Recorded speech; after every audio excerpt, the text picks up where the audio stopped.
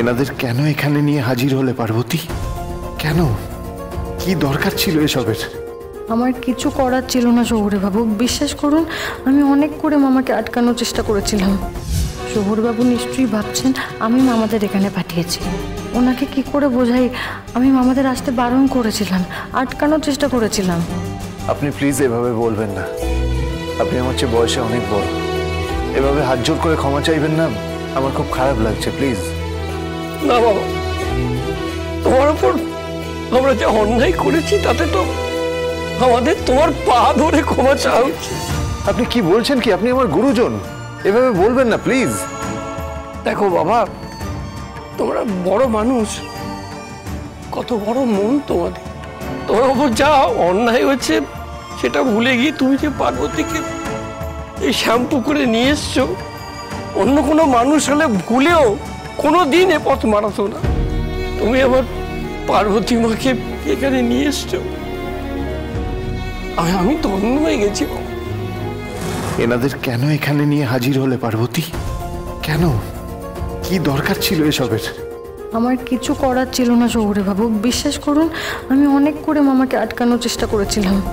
হোক না আমাদের কুড়ে ঘর, তবু তো তা তোমার শ্বশুর বাড়ি বাবা। তুমি শ্বশুর বাড়ি ছেড়েই লজে উঠবে, তা কি কখনো হয়? আমরা তোমায় নিতে এসেছি, চলো বাবা।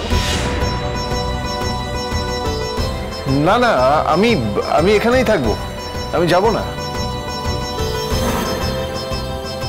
আমি আমি সমস্ত গ্রামবাসীর হয়ে আপনার কাছে ক্ষমা চাইতে এসেছি। আপনার সাথে যে অন্যায় হয়েছে তাতে শ্যামপুকুরের গায়ে কলঙ্কের কালি লেগে গেছে।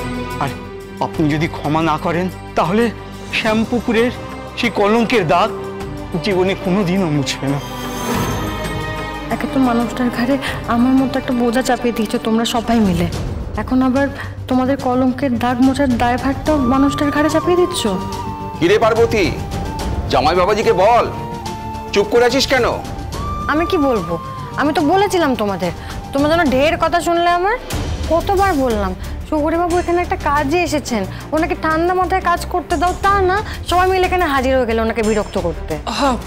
আমরা তো জামাই বাবাজির কাজে কোনো বাধা দেব না। উনি তো শুধু আপনার একার জামাই নন, উনি আমাদের শ্যামপুকুরের জামাই। আমরা অনেক আশা নিয়ে আপনার কাছে এসেছি, আপনি আমাদের জামাই বরণের ইচ্ছাটুকু নস্যাৎ করে দেবেন না। তোমার পায়ের ধুলো আমার কুড়ে ঘরে পড়লে গরিব মামার জীবনটা ধন্য হয়ে যাবে বাবা। বাবা চলো, দোয়াই তোমার পায়ে। প্লিজ আপনি এরকম করবেন না, আপনি আমার গুরুজন। আচ্ছা ঠিক আছে, আমি যাচ্ছি।